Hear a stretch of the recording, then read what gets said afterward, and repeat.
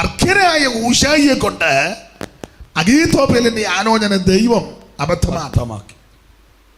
തന്റെ ആലോചന നടന്നില്ലെന്ന് കണ്ടപ്പോൾ അഗീഥോപ്പേൽ വീട്ടിൽ ചെന്ന് കഴുതയ്ക്ക് കോപ്പിട്ട് കഴുതപ്പുറത്ത് കയറി വീട്ടിൽ ചെന്ന് വീട്ടുകാര്യമെല്ലാം ക്രമപ്പെടുത്തി തൂങ്ങിച്ചെത്തന്ന എന്നാലും അവിടെ എഴുതിയേക്കുന്ന കെട്ടിഞ്ഞാന്ന് വീട്ടുകാരെയും ക്രമപ്പെടുത്തിയ ശേഷം കെട്ടിഞ്ഞാന്ന് മരിച്ചു. കെട്ടിഞ്ഞാന്ന് ഒരു വല്ലാത്ത പ്രയോഗമാണ്. കെട്ടിഞ്ഞാന്ന് സൂക്ഷം പ്രയോഗമാണ് യൂദായെ പറ്റി പറയുന്നത്. ആ വീട്ടിൽ ചെന്ന് മന്ദിരത്തിലോട്ട് വെള്ളിക്കാശ് വലിച്ചെറിഞ്ഞേച്ച ഇയാൾ നേരെ അങ്ങനല്ലേ വായിച്ചു. അവിടെ യൂദായും കെട്ടിഞ്ഞാന്ന് തന്ന അങ്ങനല്ലേ. 27-ാം അധ്യായത്തിന്റെ 3 മുതൽ വായിര് മത്തായി.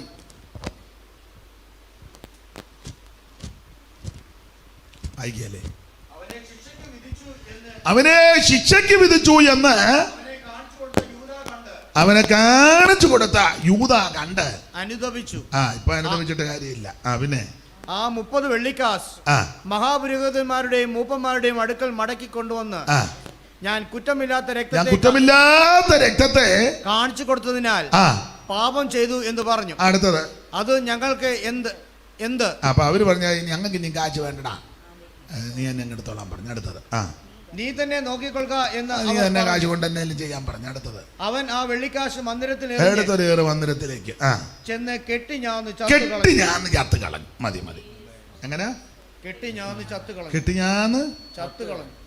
അവന്റെ ഗതി കെട്ടിഞ്ഞാന്ന് ചത്ത് കളഞ്ഞു. ദൈവത്തിന് മഹത്വം. അവനെ കെട്ടിയാന്ന് ചത്ത്. ആ വിഷയത്തെ പറ്റി പറയുന്നത് അവൻ കെട്ടിയാന്ന് താഴോട്ട് അങ്ങ് വീണ് നടുവേ വിളർന്ന് അവൻ്റെ കുടലെല്ലാം തുറിച്ചു പോയെന്ന. വായിച്ചേ അപ്പോസ്തല പ്രവൃത്തി 1-ാം അധ്യായത്തിന്റെ 17 മുതൽ വായിച്ചല്ല. ഇപ്പം വായിപ്പിക്കാൻ നേരമില്ല. അവൻ ഞങ്ങളുടെ എണ്ണത്തിൽ ഉൾപ്പെട്ടവനായി ഈ ശുശ്രൂഷയിൽ പങ്കു ലഭിച്ചിരുന്നുവല്ലോ. നേരത്തെ ഇവനും ഇത് കൂട്ടത്തിലൊക്കെ നടന്നുകൊണ്ടിരുന്നതാ. അപ്പം നുറുക്കിയപ്പോഴും ഉണ്ടായിരുന്നു, അക്കരെ വള്ളത്തെ കയറിപ്പോയപ്പോൾ ഇവനുണ്ടായിരുന്നു. അത് ഞാൻ ഇവരെ കവർന്നഭൂമിയിലെ യോഗത്തിന് ഇവൻ ഉണ്ടായിരുന്നു. ഇവിടുത്തെ ക്രൂസൈഡിന് ഇവൻ ഉണ്ടായിരുന്നു. ഇവനെ മെയിൻ ആളായിരുന്നു. കാരണം ഇവനായി കാശിൻ്റെ ഇടപാടെല്ലാം നടത്തിക്കൊണ്ടിരുന്നു. അപ്പം കാശിൻ്റെ ഇടപാട് ഇവനായതുകൊണ്ട് ഇവൻ എല്ലാ യോഗത്തിനും മിണ്ടുന്നില്ല.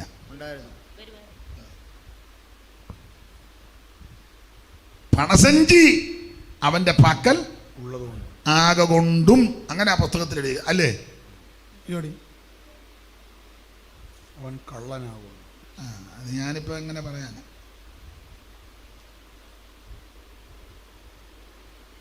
വായിച്ചേ യോഹന്നാന്റെ സുവിശേഷം 12-ാം അധ്യായത്തിന്റെ 4 മുതൽ വായിച്ചു.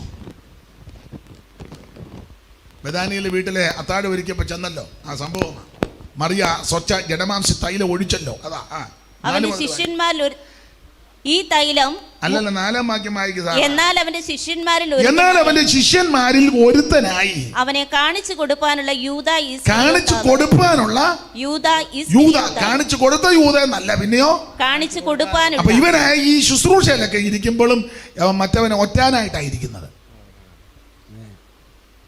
കാണിച്ചു കൊടുത്തില്ല,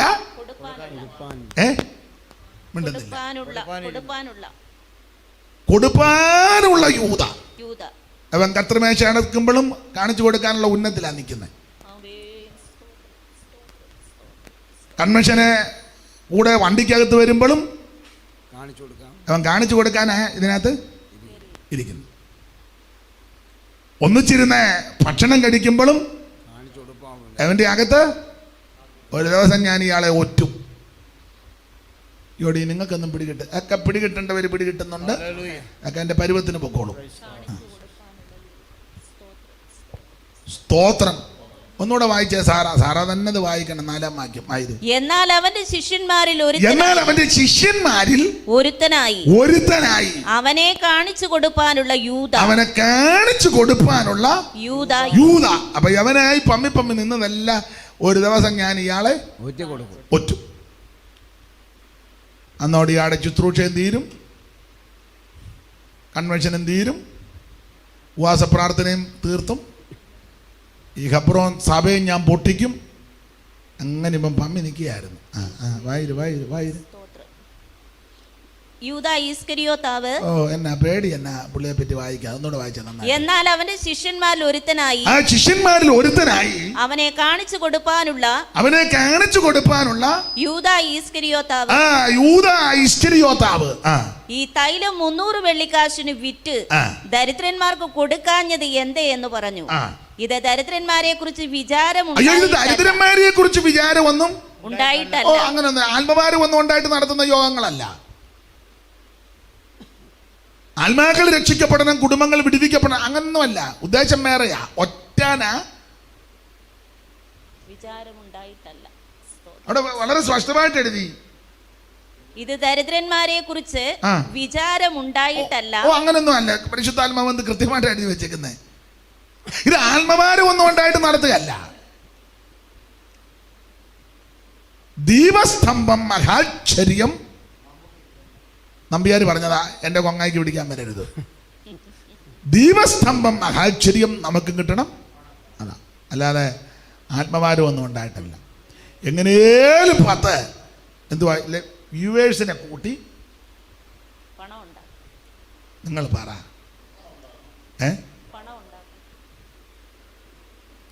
മരണം വരുമെന്നിൻ്റെ പണം നൊടി നേരം, തിരിയുമ്പോൾ അതിനെല്ലാം ക്ഷണം പൊട്ടിച്ചാരം.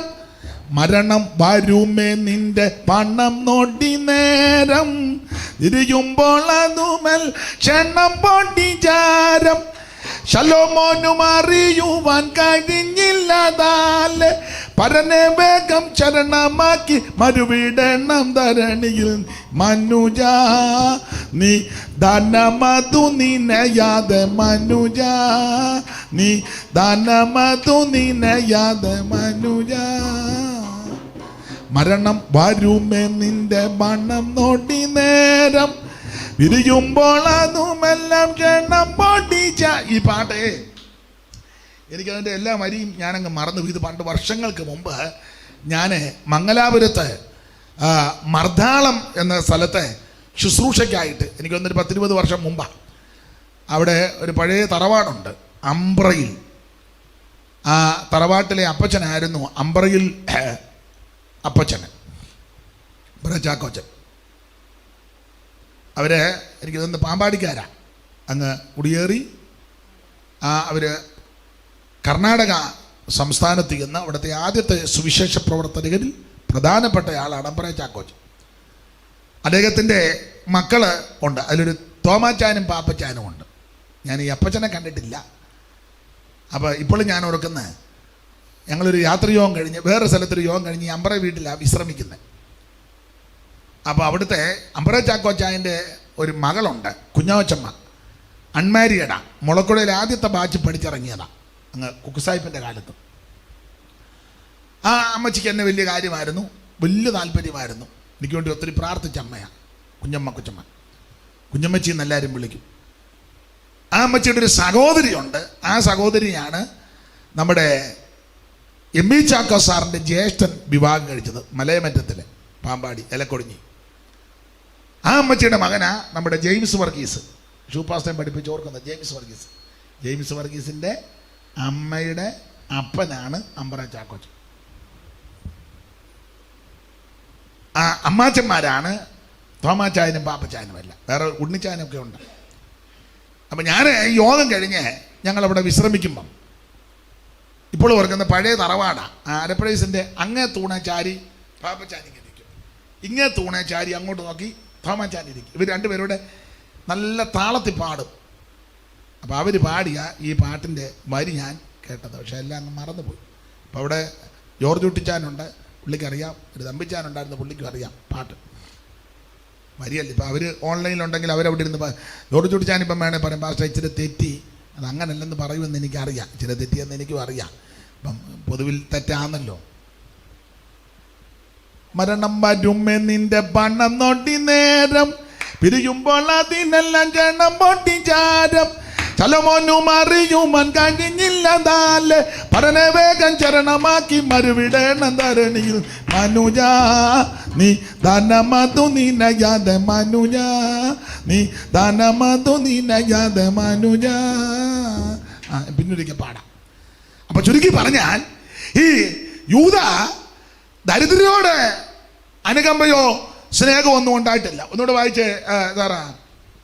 ഈ തൈലം 300 വെള്ളിക്കാശിന് വിറ്റ് തൈലത്തിന്റെ അവിടെ നിൽക്കട്ടെ, അവന്റെ ആ സ്വഭാവ രീതിയാ. 4-ാം വാക്യം ഒന്നുകൂടെ വായിച്ചേ.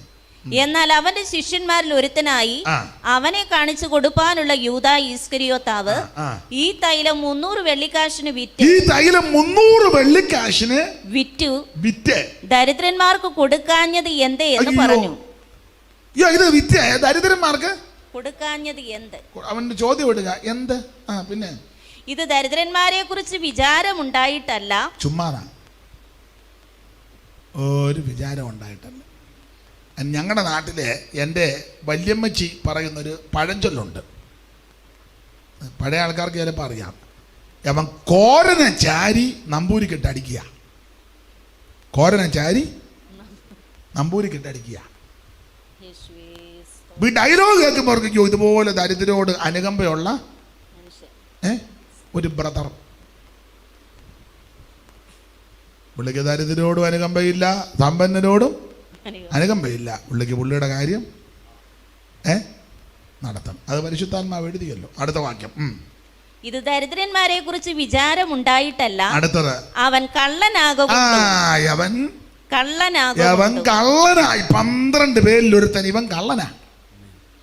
ഇവൻ കള്ളനാകൊണ്ടും പണസഞ്ചി തന്റെ പക്കലാകയാൽ മെയിൻ വിഷയം അതാ. അതിലിട്ടത് എടുത്തു വന്നത്. ഇതിലിട്ടത് ഇവൻ എടുത്തോണ്ട് വരിക. യേശു ഇതൊന്നും അറിയുന്നുമില്ല. അവൻ ഇങ്ങനെ ഇത് ഇട്ടത് എടുത്തോണ്ടിരിക്കുക. സ്തോത്രം. എടുത്തെടുത്ത് ഇവൻ വലിയ എമൗണ്ട് വരെ എടുത്തു. അതിപ്പോ അത്ര നിൽക്കട്ടെ, പിന്നീട് പറയാം. പണസഞ്ചി ഇവന്റെ പക്കലാകെ കൊണ്ടും അതിലിട്ടത് എടുത്തു വന്നതുകൊണ്ടും അത്രേ പറഞ്ഞത്. അല്ലാതെ ആത്മഭാരം ഒന്നും ഉണ്ടായിട്ട് പറഞ്ഞല്ല. അവനെന്നും ഇത് അടിച്ചു മാറ്റുകയും ചെയ്യും. എന്ന് വെച്ചപ്പം പൂള് വെച്ച് കൊടുക്കും. അയ്യോ ഇതൊക്കെ ദരിദ്രന്മാർക്ക് കൊടുക്കായിരുന്നേ. എടാ നീ അടിച്ചു മാറ്റിയെടുത്ത് കുറച്ച് കൊടുക്കുക ദരിദ്രന്മാർക്ക്. മിണ്ടുന്നില്ല.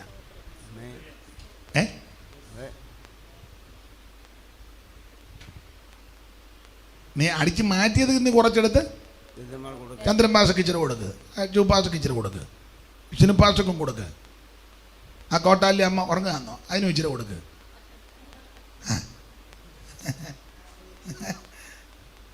എന്നാലും അമ്മ വൈകിട്ട് വന്നല്ലോ. സ്തോത്രം. ചുരുക്കി പറഞ്ഞാൽ ഇവൻ എന്നാ ഈ പണസഞ്ചിയിൽ നിന്ന് എടുക്കുക. എന്നാൽ പിന്നെ ഈ 300 വെള്ളിക്കാശിന് കൊടുക്കാവോ? ഏതായാലും ഞാൻ ഇതിലിട്ടതെന്നും അടിച്ചു മാറ്റുക. ഇനി 30 വെള്ളിക്കാശ്. അത് പോട്ടെ, ഇനി അയാളെ ഒറ്റ കൊടുത്ത് വെച്ചാൽ 30 എനിക്ക് വേണ്ട. ഞാനിപ്പം അത് കൂടുതൽ എടുത്തല്ലോ. ഇവിടെ നിങ്ങളല്ല എന്നെ ഇങ്ങനെ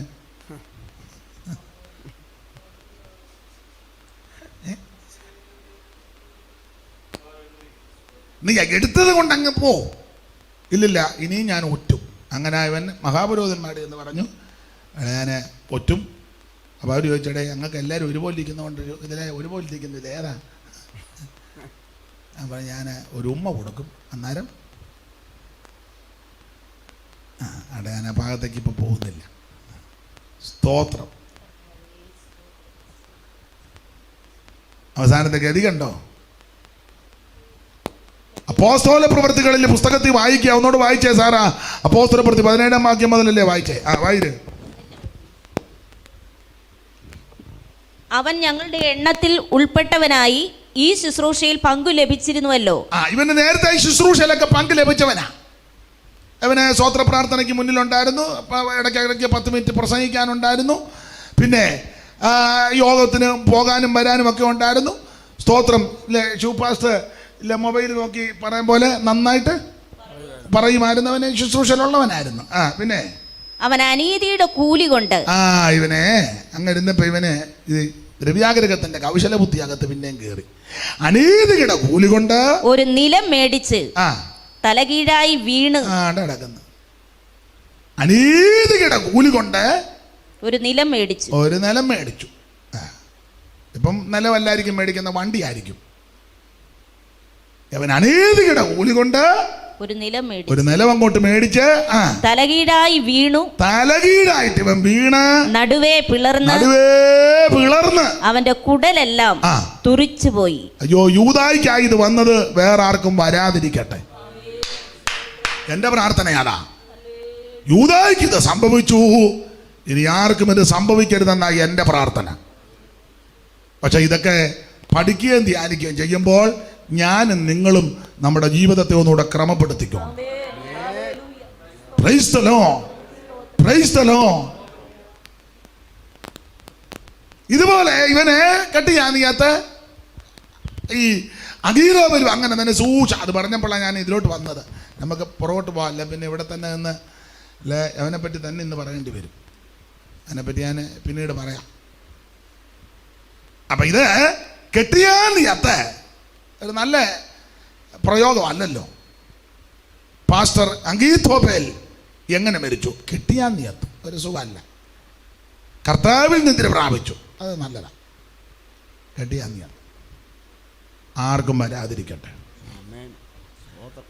എന്നാൽ അഗീറോബേൽ തന്റെ ആലോചന നടന്നില്ലെന്ന് കണ്ടപ്പോൾ വീട്ടിൽ ചെന്ന് വീട്ടുകാരി ക്രമപ്പെടുത്തി കെട്ടിയാനങ്ങയാത്തു മരിച്ചു. ഒടുവിൽ ഹൂശായിയുടെ ആലോചന പ്രകാരം യുദ്ധത്തിന് പോയി. അബ്ശാലോം ആൾക്കാരെ എല്ലാം സെലക്ട് ചെയ്ത് പോകുകയാണ്. അപ്പോൾ നമ്മൾ പകൽ ചിന്തിച്ചത് അബിയാരാറിന്റെ സാദോക്കിന്റെ മക്കളാകുന്ന അഹീമാസ് യോനാദാനും ഈ കൽപ്പന കൊടുക്കാൻ, അറിവ് കൊടുക്കാൻ ബഹൂരൂമിൽ ഒരു വീട്ടിൽ ചെന്ന് കിണറ്റിലിറങ്ങി.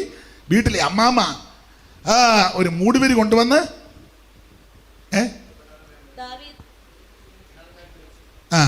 ഈ വേദവസ്തം പഠിച്ച നല്ല മിടുക്കി സ്ത്രീകളുണ്ട്, മിടുമിടുക്കികളുണ്ട്. വേറൊരു തള്ള ഒരു തിരികല്ലെടുത്ത് ഒരു തന്നെ തലയിലോട്ട് ഇട്ട്, അതിൻ്റെ തലയോട്ട് വരെ അത് വേറൊരു തള്ള. വായിച്ചിട്ടില്ലയോ? യോടി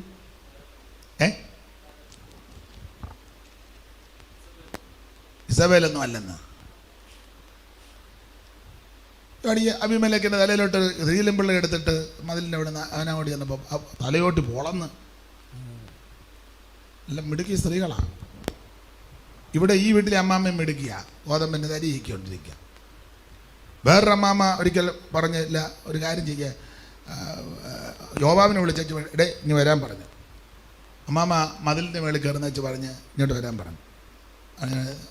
ഒരു മാതാവിനെയും ഒരു പട്ടണത്തെ നശിപ്പിക്കരുത്, ഒരു കാര്യം ചെയ്യുക, അവനെയല്ലേ അവൻ്റെ കാര്യമല്ലേ, അവൻ്റെ തല ഞാൻ കൊണ്ട് തന്നേക്കാന്ന് പറഞ്ഞു.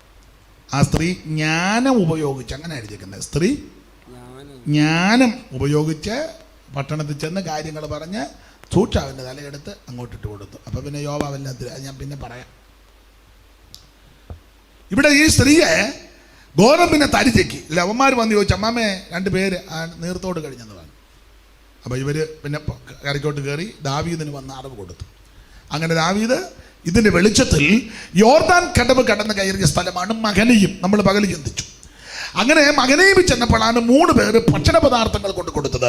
ശോഭി, മാഗീർ, ബർസില്ലായി. കിടക്കകള്, കിണ്ണങ്ങള്, മൺപാത്രങ്ങൾ. ദാവീദിന് കൂടുതൽ ജനത്തിന് ഭക്ഷിപ്പാൻ കോതമ്പ്, യവ, മാവ്, മലര്, അമരിക്ക, പയറ്, പരിപ്പ്, തേൻ, വെണ്ണ, ആട്, പശുവിൻ പാൽക്കട്ട എന്നിവയും കൊണ്ടുവന്ന് കൊടുത്തു. ഇതെല്ലാം കൊടുത്തു. ഇവർ ഭക്ഷിച്ച് ബലപ്പെടുക. അപ്പം ഇത് കൊടുക്കാൻ കാര്യം, ഓടിപ്പോയ കൂട്ടത്തിൽ ദാവീദ് സങ്കീർത്തനം പാടി. അതാണ് നമ്മൾ പകൽ ചിന്തിച്ച് നടത്തിയത്. ഓടിപ്പോയ കൂട്ടത്തിൽ ദാവീദ് സങ്കീർത്തനം പാടി. 3-ാം സങ്കീർത്തനോ 4-ാം സങ്കീർത്തനോ ഓടിപ്പോയപ്പോൾ പാടിയ സങ്കീർത്തനമാണ്. അതിൽ 3-ാം സങ്കീർത്തനം രാവിലെ പാടിയതും 4-ാം സങ്കീർത്തനം ഞാൻ സമാധാനത്തോടെ കിടന്നു രാത്രി പാടിയതാ എന്ന് പറഞ്ഞ ഓടിപ്പോയപ്പോഴും രാവിലെയും രാത്രിയിലും പാട്ടും പ്രാർത്ഥനയും ഉണ്ടായിരുന്നു. ജീവിതത്തിൽ പ്രതിസന്ധികൾ വരാം, പ്രശ്നങ്ങൾ വരാം, പോരാട്ടങ്ങൾ വരാം, പ്രതികൂലങ്ങൾ നിരവധി വരാം. പക്ഷെ പാട്ടും പ്രാർത്ഥനയും കുറയരുത്. നിന്റെ കുടുംബത്തിനകത്ത് ആരാധന നിൽക്കരുത്, സ്തോത്രം പറയുന്ന നിലയ്ക്കരുത്, പാട്ടും പ്രാർത്ഥന നിൽക്കരുത്. ഏത് സമയത്തും പാടി ദൈവത്തെ മഹത്വപ്പെടുത്തണം. ഹല്ലേലൂയ. അപ്പൊ ഓടിപ്പോയ കൂട്ടത്തിൽ പാടിയ സങ്കീർത്തനമാണ് 3, 4. അതിൽ 4-ാം സങ്കീർത്തനത്തിൽ ദാവീദ് പാടുകയാ, എന്റെ നീതിയായ ദൈവമേ. എന്റെ നീതിയായ ദൈവമേ, ഞാൻ വിളിക്കുമ്പോൾ ഉത്തരമരുളേണമേ. അയ്യോ, എന്റെ നീതിയായ ദൈവമേ. അത് പറയാൻ കാര്യം, താൻ നോക്കിയിട്ട് ഈ ഭൂമിയിൽ നീതി കാണുന്നില്ല. എല്ലാരും അനീതിയുടെ പക്ഷത്ത് നിൽക്കുക. തൻ്റെ സിംഹാസനം പോയി, കിരീടം പോയി, പൊൻചങ്കോല് പോയി, തലയിൽ ഇപ്പം തല മൂടിക്കൊണ്ട് ഓടുക, കാല് ചെരുപ്പില്ല. ഇതെല്ലാം അനീതി വർദ്ധിച്ചത് കൊണ്ട് സംഭവിച്ചതാ. ഇവിടെ ആരും നീതിയോട് ഇടപെടുന്നില്ല. അതുകൊണ്ട് ആ ഹൃദയവേദനയോടെ ദാവീദ് പാടുക, എന്റെ നീതിയായ ദൈവമേ. എന്നെ കേൾക്കുന്ന പ്രിയരെ, നീതിയോടെ വിധിക്കുന്ന ഒരു ദൈവമുണ്ട്, നീതിമാനായ ഒരു ദൈവമുണ്ട്. Price the Lord. ഒരുവൻ മാത്രമേ നീതിയുള്ളൂ, അത് സർവജ്ഞനായ ദൈവം. നീതിക്കായി മെഷിക്ക തന്റെ വഴിയൊരുക്കുമ്പോൾ നീതികേടിൻ വഴികളെ താൻ നശിപ്പിച്ചിടുമേ. നീതിക്കായി മിശിക തന്റെ വഴിയൊരുക്കുമ്പോൾ നീതികേടിൻ വഴികളെ താൻ നശിപ്പിച്ചിടുമേ. ഉണർന്നു ശോഭിപ്പീൻ, ദീപം തെളിയിപ്പീൻ, പറന്നു പോവാൻ കാലമേറ്റ അടുത്തു വരുന്നിതാ. വാനിൽ പറന്നു പോവാൻ കാലമേറ്റം അടുത്തു വന്നിതാ. ഓ, നീതിക്കായി മിശിക തന്റെ വഴിയൊരുക്കുമ്പോൾ നീതികേടിൻ വഴികളെ താൻ നശിപ്പിച്ചിടുമേ. നീതിക്കായി മിശിക തന്റെ വഴിയൊരുക്കുമ്പോൾ നീതികേടിൻ വഴികളെ താൻ. അപ്പൊ എന്റെ നീതിയായ ദൈവമേ, ഞാൻ വിളിക്കുമ്പോൾ പിന്നെ ഞാൻ ഞെരുക്കത്തിലിരുന്നപ്പോൾ നീ എനിക്ക് വിശാലത വരുത്തി, എന്നോട് കൃപ തോന്നി എന്റെ പ്രാർത്ഥന കേൾക്കണമേ. 2-ാം വാക്യം, പുരുഷന്മാരെ നിങ്ങൾ എത്രത്തോളം എന്റെ മാനത്തെ നിന്നയാക്കി. അയ്യോ, നിങ്ങളെല്ലാം കൂടി എന്റെ മാനത്തെ നിന്നയാക്കിയില്ലേ? പുരുഷന്മാരെ, ബഹുവചനമാ, പുരുഷാന്നല്ല. പിന്നെ അപ്പൊ ഇത് ഒരാൾ ചേർന്നുള്ള പണിയല്ല, ഇത് പലര് ചേർന്നുള്ള പണിയാണ്. ഒരാളിരുന്നാൽ നമുക്ക് തയ്ക്കാൻ വേവിച്ചാൽ എന്തിനാ വേവിച്ചാൽ ഇതെല്ലാം ഒപ്പിച്ചെന്ന് ചോദിക്കാം. ഇത് വേവിച്ചനല്ല, പല അച്ഛന്മാരാ. അതിൽ പ്രധാനപ്പെട്ട ഒരു അച്ഛനുണ്ട്. അങ്ങനെ ഇരിക്കട്ടെ. എന്നോട് അതിൻ്റെ ചുമതലപ്പെട്ടവര് പറഞ്ഞിപ്പം ഈ വിഷയം സംബന്ധിച്ചൊന്നും പറയണ്ട. അത് നിയമം പഠിച്ചവരും നിയമവശം ഉണ്ടല്ലോ, അതനുസരിച്ച് അവർ പറഞ്ഞത് കൊണ്ട് ഞാനിപ്പോൾ അങ്ങ് അടങ്ങിയിരിക്കുക. അതുകൊണ്ട് ഞാനൊരു പാഴ്വാക്ക് പറഞ്ഞ് പിന്നെ അതൊരു അപാകത വേണ്ട. അത് അവർ നിർദ്ദേശിക്കും പോലെ ആയിരിക്കും കാര്യം. അപ്പം അതുകൊണ്ട് അങ്ങനെ ഇരിക്കട്ടെ. എന്തായാലും ഇവിടെ ബഹുവചനമാ. പുരുഷന്മാരെ, നിങ്ങൾ എത്രത്തോളം എന്റെ മാനത്തെ നിന്നയാക്കി. അയ്യോ, നിങ്ങൾ നിന്നയാക്കി. നിങ്ങളെല്ലാം കൂടി നിന്നയാക്കിയില്ലേ? ഒന്നോർത്താ മതിയായിരുന്നല്ലോ. അഭിപ്രായ വ്യത്യാസവും ആശയപ്പശകും ഇപ്പം അങ്ങോട്ടും ഇങ്ങോട്ടും ഒക്കെ പറയാം. എന്നാൽ ഇത്ര ഈ കടുകൈ ചെയ്യരുതാ. സ്തോത്രം. നിങ്ങളെല്ലാം കൂടി ഒരാളല്ലല്ലോ, നിങ്ങളെല്ലാവരും കൂടെ ചേർന്ന് എൻ്റെ മാനത്തെ നിന്നയാക്കിയില്ലേ? ഒന്നും ഞാനിപ്പോൾ പറയുന്നില്ല. വായിച്ചു. മായയെ ഇച്ഛിച്ചു, വ്യാജത്തെ അന്വേഷിക്കും. നിങ്ങൾ എൻ്റെ മാനത്തെ നിന്നയാക്കി, ഈ മായയെ ഇച്ഛിച്ച് വ്യാജത്തെ അന്വേഷിക്കും. നിങ്ങൾ മായയുടെ പുറകെ പോവുക. മായ എന്ന് പറഞ്ഞാൽ നമ്മുടെ അപ്പുറത്തെ മായ അല്ല. മായ സകലതും ഈ കാണുന്നതല്ല മായ. കസേര അത് മായ, നിലനിൽക്കുന്നതല്ല. സൗന്ദര്യം അത് മായ, നിലനിൽക്കുന്നതല്ല. പണം അയ്യോ കുരുകില് പാറിപ്പോകും പോലെ പോകുന്നതാ. ഇതൊന്നും നിലനിൽക്കുന്നതല്ല, മായയാ. സങ്കീർത്തനത്തിൽ ഒരു വിഷയം പറഞ്ഞു വെച്ച് സങ്കീർത്തനക്കാരൻ പറഞ്ഞു, ഞാൻ പിന്നെ അങ്ങനെ പോയി. ദുഷ്ടന്മാർ സ്വദേശീയ വൃക്ഷം പോലെ ഇങ്ങനെ തഴച്ചു നിൽക്കുന്നതൊക്കെ കണ്ടതാ. നല്ല തഴപ്പായിരുന്നു. നോക്കി നിന്നപ്പോഴല്ലയോ തഴച്ചങ്ങോട്ട് കയറി കുരുക്കെല്ലാം കൂടെ ഒപ്പിച്ചു. സങ്കീർത്തനക്കാരൻ പറയാ, കുറച്ച് നാൾ കഴിഞ്ഞ് ഞാനതിലെ പോയപ്പം മായയെ നോക്കാതെ വണ്ണം മമ കൺകൾ നീ തിരിച്ചു, മായയെ നോക്കാതെ വണ്ണം മമ കൺകൾ നീതിരിച്ചു മക്കൾ ഗുരു നിൻ വഴിയിൽ എന്നെ നടത്തണമേ മക്കൾ ഗുരു നിൻ വഴിയിൽ എന്നെ നടത്തണമേ. നിങ്ങൾ മായയെ ഇച്ഛിച്ച് മായയെ ഇച്ഛിച്ചു വ്യാജത്തെ അന്വേഷിച്ചു. നിങ്ങൾ വ്യാജത്തെ അന്വേഷിക്കുന്നു. ഈ മായയുടെ പുറകെ നിങ്ങൾ നടക്കുക പാടില്ല. മായ ഇച്ഛിച്ച് വ്യാജത്തെ അന്വേഷിക്കും. അടുത്തത് യഹോവ ഭക്തനെ തനിക്ക് വേർതിരിച്ചിരിക്കുന്നു എന്നറിവിൻ. നന്നായിട്ട് വായിച്ച സാറാ. യഹോവ ഭക്തനെ അങ്ങനെ വായിക്കേ. യഹോവ ഭക്തൻ എന്നല്ല, യഹോവ ഭക്തനെ തനിക്ക് വേർതിരിച്ചിരിക്കുന്നു എന്ന് അറിവിൻ. പിന്നെ ഞാൻ യഹോവയെ വിളിച്ചപേക്ഷിക്കുമ്പോൾ അവൻ കേൾക്കും. പാപം ചെയ്യാതിരിപ്പീൻ. നിങ്ങളുടെ കിടക്കമേൽ ഹൃദയത്തിൽ ധ്യാനിച്ച് മൗനമായിട്ടിരിക്കും. ഇത് രാത്രി പാടുന്ന സങ്കീർത്തനമാണ്. കൂടെയുള്ളവരുടെ കൂടെ ചേർന്നാ പറഞ്ഞത്. നടുങ്ങുവീൻ, പാപം ചെയ്യാതിരിപ്പീൻ. പിന്നെന്തോ ചെയ്യണം? നിങ്ങളുടെ കിടക്കമേൽ ഹൃദയത്തിൽ ധ്യാനിച്ച് മൗനമായിട്ട് ഇപ്പൊ ഇരിക്കണം. അതാ ഞാനൊന്നും മിണ്ടാതിരുന്നത്. ഈ വാക്യം അകത്തിരിക്കുന്നത് കൊണ്ടാ പല കാര്യത്തിലും അങ്ങ് പിന്നെ അല്ലാതെ പാപം ചെയ്ത് വെച്ചവരക്കകത്ത് കയറി ഇരുന്നതല്ല.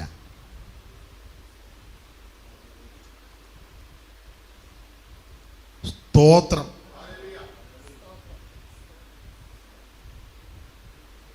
ഒരുത്തൻ പറഞ്ഞ് ആ വീഡിയോ ഒരാൾ ചോദിച്ചു കണ്ടോന്ന് ചോദിച്ചു. പിന്നെ ഞാൻ കണ്ടു, സഹിക്കുകയല്ലെന്ന്. അയ്യോ,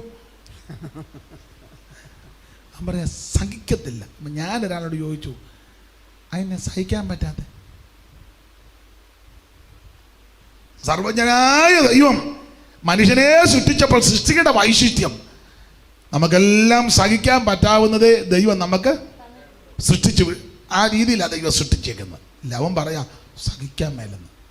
സഹിക്കണ്ട. ഒന്നും പറയുന്നില്ലെന്ന് ഓർത്താ പോട്ടെ.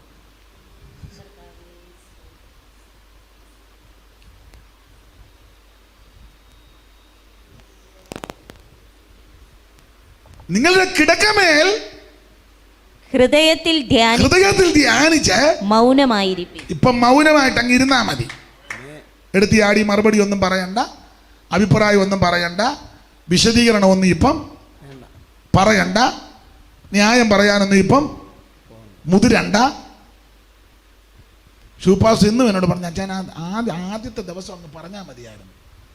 പുസ്തകം എഴുതിയിരിക്കുന്നേ മൗനമായിട്ടിരിക്കുക. ദൈവം പ്രവർത്തിക്കും. നമ്മൾ മൗനമായിട്ടിരുന്ന പുള്ളി മനോവേദന കൊണ്ടായി പറയുന്നത്. അച്ഛൻ എന്തെങ്കിലും അങ്ങ് പറ. സ്തോത്രം. ഞാൻ പറഞ്ഞ ഇന്നും ഞാൻ പറഞ്ഞു മൗനമായിട്ടിരിക്കേ. സ്തോത്രം. പുസ്തകത്തിൽ അങ്ങനല്ലേ വാക്യം? കിടക്കമേൽ ഹൃദയത്തിൽ ധ്യാനിച്ച് മൗനമായിരിക്കും. എന്നെ അധികം വിളിക്കുന്നില്ല, പുള്ളിനെ എല്ലാവരും വിളിക്കുന്നത്. പുള്ളി സമാധാനം പറഞ്ഞ് അത് കുഴയുക. സ്തോത്രം. പുസ്തകം പഠിപ്പിക്കുന്നത് മൗനമായിട്ടിരിക്കെ. കിടക്കമേൽ ഹൃദയത്തിൽ ധ്യാനിച്ച് മൗനമായിട്ടിരിപ്പിൻ. അടുത്തത് നീതിയാഗം അർപ്പിപ്പീൻ. 6-ാം വാക്യം വായിച്ച നേരമില്ല. 6-ാം വാക്യം. നമുക്കാർ നന്മ കാണിക്കുമെന്ന് പലരും പറയും. അയ്യോ, പലരും പറയാ നമുക്ക് ഇനി വല്ല നന്മ കിട്ടുമോ? ആരെയാലും നമുക്ക് നന്മ ചെയ്യുമോ? നന്മയുടെ വഴി വല്ലതും ഉണ്ടാകുമോ? പലരും കൂടെയുള്ളവരൊക്കെ കുറെ പേരുമായിട്ടല്ലേ ഓടിയത്. രാത്രി ഇങ്ങനെ അഞ്ചി കിടക്കുക. അവർ കിടക്കാൻ കിണ്ണൊക്കെ കൊണ്ട് കൊടുത്ത് അതെല്ലാം കിടന്നും ഗോതമ്പും മലരുമൊക്കെ ഉണ്ടെന്ന് കഴിച്ചെല്ലാം കിടക്കുക. കിടക്കുന്നതിനിടയിൽ ഇവന്മാർ ചരിത്രം പറയുന്നത് ഓടിപ്പോയപ്പോൾ കൂട്ടത്തിൽ ഓടി അങ്ങോട്ട് പോയപ്പോൾ കൂടെയുള്ളവർ ചോദിച്ചു, ഇയോടി ഇനി നമുക്കിനി ആരെങ്കിലും നന്മ ചെയ്യുമോ? ദാവീദിനോട് ചോദിച്ചു, അച്ഛാ എങ്ങോട്ടാണ് ഓടുന്നത്? അതിപ്പോൾ എങ്ങോട്ടാണെന്നും പറയാനൊക്കത്തില്ല, ഓടുക. എന്നാലും എവിടം വരെ ഒന്നും പറയാനൊക്കത്തില്ല, ഓടുന്നിടം വരെ ഓടുക. സ്പോൺസർമാരാരെങ്കിലും പറഞ്ഞിട്ടുണ്ടോ? ഒന്നും പറഞ്ഞിട്ടില്ല. ഇപ്പോൾ ഉള്ളതുകൊണ്ട് മിക്കവാറും പോകാനാ സാധ്യത. സ്തോത്രം. അപ്പോൾ പിന്നെ നമ്മളിങ്ങനെ ഓടിയാലോ? നമ്മളങ്ങ് ഓടുക. അപ്പൊ ഇങ്ങനെ ഓടിപ്പോകുന്ന കൂട്ടത്തിൽ കൂടെയുള്ളവർ ചോദിച്ചു, നമുക്ക് ആ നന്മ കാണിക്കും, ആരേലും ഇനി നന്മ ചെയ്യുവോ? നന്മയുടെ വഴി വല്ലോ എന്ന് പലരും പറയും. അയ്യോ, പലരും പറയുക. കൂടെയുള്ളവരും ചോദിക്കുക. ഇനിയിപ്പോൾ കപ്പുറം സഭയുടെ സ്ഥിതി എങ്ങനെയാണെന്നാ ഓർക്കുന്നത്. സ്തോത്രം. ഷൂപ്പാസ്റ്ററെ കൊണ്ടത് ഒക്കുവെന്നുള്ളതാ ഇനിയും ഷൂ പാസ്റ്റർ ഇവിടുന്ന് പോയാൽ പിന്നെ ചന്ദ്രൻ പാസ്റ്ററും ഷിനി പാസ്റ്ററുമാ. അവരെ കൊണ്ട് ഒക്കുവെന്ന് തോന്നുന്നില്ല. പിന്നെ ആരാ? പിന്നെ സഹോദരന്മാർ. നീ ചുമ്മാ ഇരുന്ന് ദീർഘശ്വാസം വിടാതെ കുത്തിയിരുന്ന് പ്രാർത്ഥിക്ക്. അപ്പൊ ചോദിക്കാം, നമുക്ക് ആർ നന്മ കാണിക്കുമെന്ന് പലരും പറയുന്നു, പലരും ചോദിക്കുന്നു. അടുത്ത വാക്യം യഹോവേ നിന്റെ മുഖപ്രകാശം. അപ്പൊ ശ്രദ്ധിക്കുക, ഞാൻ ആ ഭാഗം പറഞ്ഞ് അവിടെ അങ്ങ് വിടാം. നമുക്ക് ആർ നന്മ കാണിക്കുമെന്ന് പലരും പറഞ്ഞു. ഈ വിഷയം ഇവരെ രാത്രിയിൽ വിശ്രമിക്കുന്ന കൂട്ടത്തിൽ ദാവീദ് ഉറങ്ങുന്നതിന് മുമ്പ് പ്രാർത്ഥിച്ചപ്പോൾ ഒന്നുകൂടെ എടുത്തൊന്ന് ഉത്തരിച്ചു, റിപ്പീറ്റ് ചെയ്യുക. കർത്താവേ, എൻ്റെ കൂടെയുള്ളവരുമൊക്കെ ചോദിക്കുന്നു, ഇനി ആര് നന്മ ചെയ്യും? ആരേലും നന്മ ചെയ്യാനുണ്ടോ? നന്മയുടെ വഴി വല്ലതും തുറക്കുമോ? നന്മ വല്ലതും വരുമോ? ഇത് ഹൃദയവേദനയോടെ ദൈവത്തോട് പ്രാർത്ഥിച്ചു. ആ പ്രാർത്ഥന സ്വർഗം കേട്ടു. കണ്ടോ, 3 പേരെ ദൈവം എഴുന്നേച്ചു ഇപ്പൊ നന്മയ്ക്ക് വേണ്ടി. ശോഭി, മാഗീർ, ബർസില്ലായി. ഉദ്ദേശിക്കാത്ത ചിലര്, ചിന്തിക്കാത്ത ചില വിഷയങ്ങളുമായി വന്ന് നന്മ ചെയ്തു. അതാ ദൈവത്തിന്റെ പ്രവൃത്തി. ഒരിക്കൽ പോലും ദാവീദ് ചിന്തിച്ചില്ല, ഈ ഓട്ടം ഓടി പോകുമ്പോ കിടക്കാൻ കിടക്ക കിട്ടുമോ, കിണ്ണം കിട്ടുമോ, അവൻ ഭക്ഷണം കാണുമോ, അവൻ കഞ്ഞിവെള്ളമെങ്കിലും കിട്ടിയാൽ മതി എന്ന് ചിന്തിച്ചായിരിക്കും ഓടിയത്. നമ്മുടെ നാടൻ രീതിയില് എന്നപ്പോ ഗോതമ്പ്, യവോ, മുന്തിരി, അത്തി, മാതള, ഒലിവും തേനും, അയ്യടാ ആമ സ്വോത്രം, അല്ല പശുവിൻ പാൽക്കട്ട എല്ലാം കൂടെ കൊണ്ട് യഥേഷ്ടം കൊണ്ട് കൊടുത്തേച്ച് പറഞ്ഞ് ആവശ്യത്തിന് കഴിച്ചോളാൻ പറഞ്ഞു. ഇതാ ദൈവത്തിന്റെ പദ്ധതി. നമ്മുടെ വിചാരമല്ല ദൈവത്തിന്റെ വിചാരം, നമ്മുടെ വഴികളല്ല ദൈവത്തിന്റെ വഴി. നമ്മുടെ ദൈവം ആമേ നമുക്ക് നന്മയുടെ വഴി തുറക്കുന്ന ദൈവമാ. ശത്രു ഏത് വിധത്തിൽ നിന്നെ ആമേനെ അപകരിക്കുവാൻ, തകർക്കുവാൻ പദ്ധതി കിട്ടാൻ, നിന്നെ ആദരിക്കാമെന്ന് ദൈവത്തിന്റെ വാഗ്ദത്തമുണ്ടെങ്കിൽ, നിന്നെ ഉയർത്താമെന്ന് ദൈവത്തിന്റെ വാഗ്ദത്തമുണ്ടെങ്കിൽ, നിന്നെ മാനിക്കാമെന്ന് ദൈവത്തിന്റെ വാഗ്ദത്തമുണ്ടെങ്കിൽ, ഒരായുധവും നിനക്ക് ഫലിക്കത്തില്ല. അർമന ജലാധാര വൈഡപ്രമനപടമന നന്മയും കൃപയും നിത്യവും എന്നെ പിന്തുടരൂ. നന്മയും കൃപയും നിത്യവും എന്നെ പിന്തുടരൂ. വിൺമായ വീട്ടിൽ നിത്യത മുഴുവൻ ഞാൻ വാഴും. വിൺമായ വീട്ടിൽ നിത്യത മുഴുവൻ ഞാൻ വാഴും. അനുഗമിച്ചിടും ഞാൻ കുരിശിൽ മരിച്ചുയർത്ത അവനിന്നോ എന്നോ മാറ്റമില്ലാത്ത വല്ലഭനെ. ഇന്നോ എന്നോ മാറ്റമില്ലാത്ത വല്ലഭനെ. ശോധന വളരെ മേദിനിയിൽ ഉണ്ടെന്നാലും, ശോധന വളരെ വേദിനിയിൽ ഉണ്ടെന്നാലും, വേദനയേറും വേളകളേറെ വന്നാലും, വേദനയേറും വേളകളേറെ വന്നാലും, അനുഗമിച്ചിടും ഞാനൻ പരനെ. കുരിശിൽ മരിച്ചുയർത്ത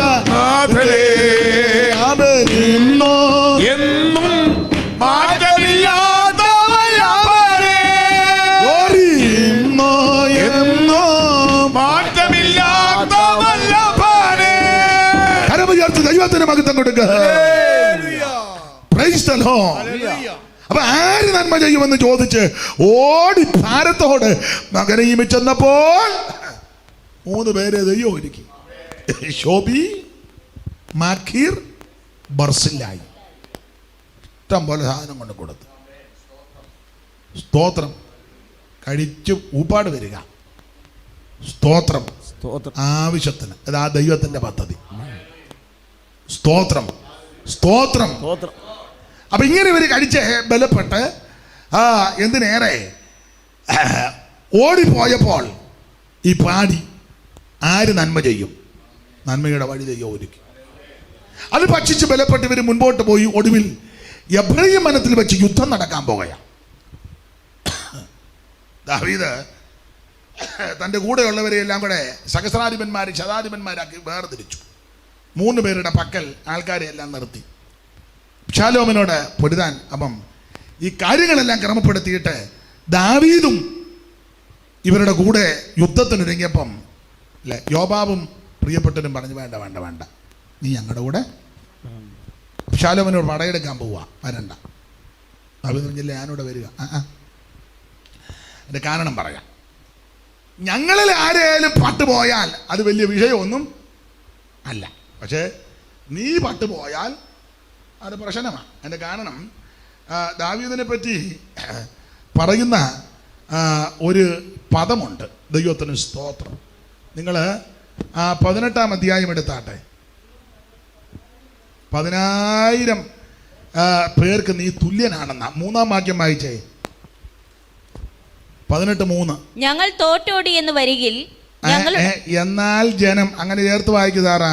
എന്നാൽ ജനം നീ വരേണ്ട. എന്നാൽ ജനം നീ വരേണ്ട. ദാവീദിനോട് പറയാ ഈ യുദ്ധത്തിന് നീ വരേണ്ട. ഞങ്ങൾ തോറ്റോടി എന്ന് വരികിൽ, ഞങ്ങൾ തോറ്റോടി എന്ന് വരികിൽ ഞങ്ങളുടെ കാര്യം ആരും ഗണ്യമാക്കുകയില്ല. ഞങ്ങളുടെ കാര്യം ആരും ഗണ്യമാക്കുകയില്ല. പിന്നെ ഞങ്ങളിൽ പാതി പേർ പട്ടുപോയി എന്ന് വരികിലും, ഞങ്ങളിൽ പാതി പേര് പട്ടുപോയി എന്ന് വരികിൽ അതാരും ഗണ്യമാക്കുകയില്ല. ആരും ഗണ്യമാക്കില്ല. എന്നാൽ നീയോ ഞങ്ങളിൽ 10,000 പേർക്ക് തുല്യൻ. അതാ, നീയോ ഞങ്ങളിൽ 10,000 പേർക്ക് തുല്യൻ. ആകയാൽ നീ പട്ടണത്തിൽ ഇരുന്നു കൊണ്ട് ഞങ്ങൾക്ക് സഹായം ചെയ്യുന്നത് നല്ലതെന്ന് പറഞ്ഞു. ചെയ്താൽ മതി, അങ്ങോട്ട് യുദ്ധക്കളത്തിലോട്ടൊന്നും വരണ്ട. അപ്പം അബ്ശാലോമിനോട് പൊരുതാൻ പോവുക. അപ്പം ഇവര് പറഞ്ഞു വരണ്ട, കൊണ്ടുപോവുകയല്ല, നീ ഇവിടെ ഇരുന്നാൽ മതി. ദാവീദ് ആദ്യം ഒന്ന് ശടിച്ചു, ഞാനും വരിക. വേണ്ട വേണ്ട വേണ്ട, ഞങ്ങളാരെങ്കിലും പട്ട് പോയാൽ വലിയ വിഷയമുള്ള കേസല്ല, നീ പോയാൽ പരുവക്കേടാ, 10,000 പേർക്ക് തുല്യനാ. അങ്ങനെ ദാവീദിനെ കൊണ്ടുപോയില്ല.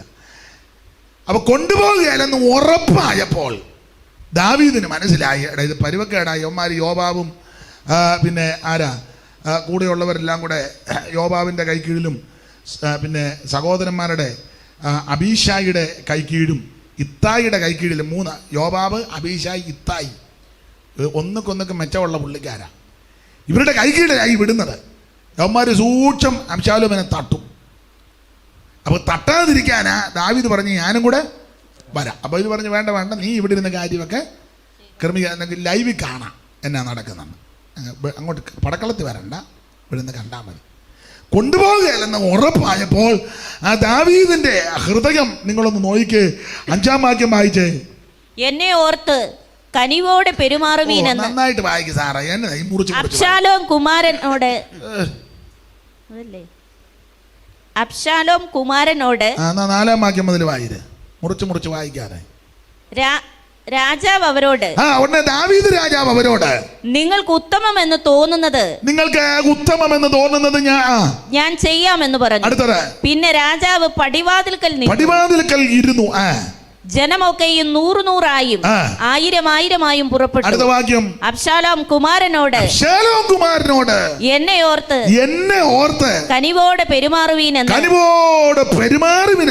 രാജാവ് യോവാബിനോടും അബീശായിയോടും ഇത്തായിയോടും കൽപ്പിച്ചു. അപ്പന്റെ ഹൃദയം നിങ്ങളൊന്ന് നോക്കിക്കേ. ദാവീദ് രാജാവ് യോവാബിനോടും ഇത്തായിയോടും അബീശായിയോടും പറയാ, പിന്നെ എന്നെ ഓർത്ത് അബ്ശാലോം കുമാരനോട് നിങ്ങൾ കനിവോടെ പെരുമാറണം. അബ്ശാലോം ആരാ? അയ്യോ, വിപ്ലവം ഉണ്ടാക്കിയവനാ. യെരൂശലേമിൽ ആൾക്കാരെ എല്ലാം കൂടെ സെലക്ട് ചെയ്ത് ദാവീദിനും ഭരണത്തിനുമെതിരെ വിപ്ലവം ഉണ്ടാക്കി. വിപ്ലവം എന്ന് പറഞ്ഞാൽ ഇവൻ എത്ര വീട്ടിൽ ചെന്ന കുരുക്കൊപ്പിച്ചെന്നറിയാമോ?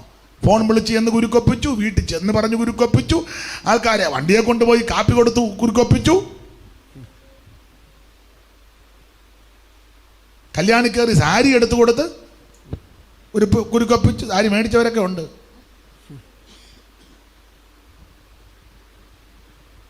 എന്തെല്ലാം കുരുക്കൊപ്പിച്ചതാന്ന് ഓർത്തോണം.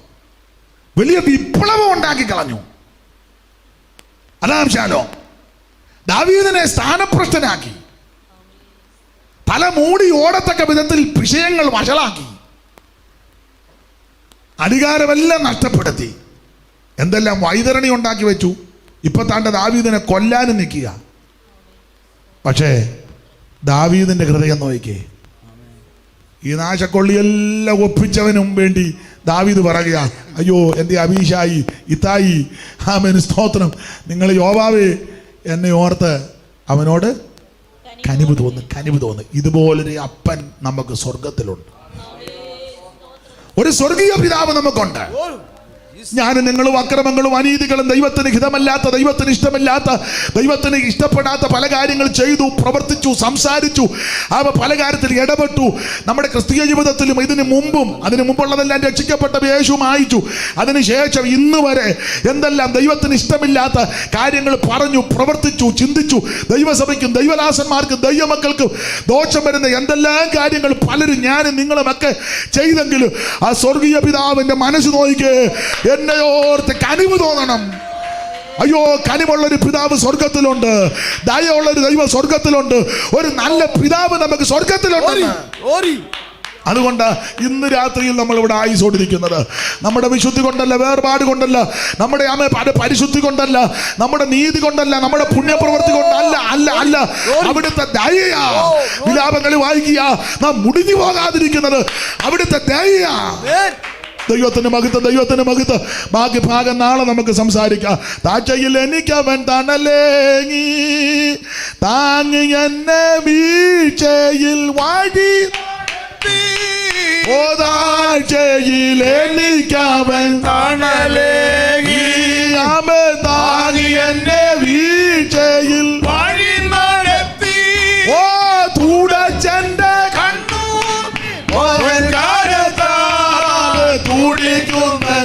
കൈയടിച്ച് ചേർന്ന് സന്തോഷത്താൽ തുടച്ചെന്റെ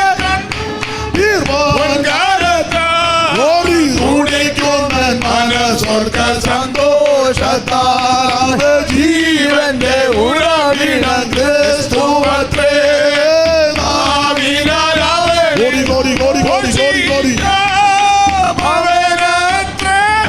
എൻ പാപകരെ തൻ ജീവനാലെ എന്നെയും വീണ്ടെടുത്തു.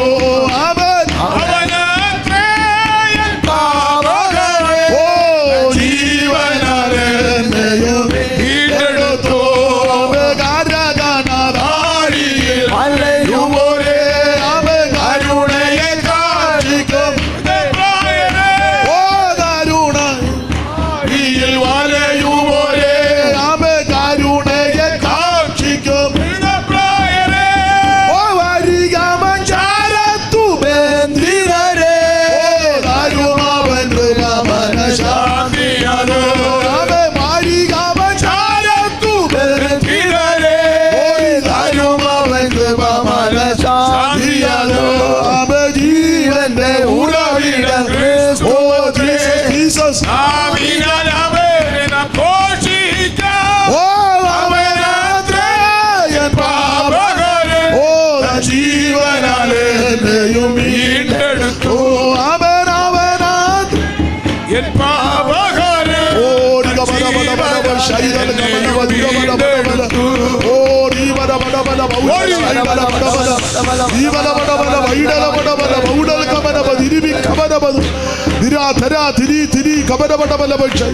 ഹല്ലേലൂയ.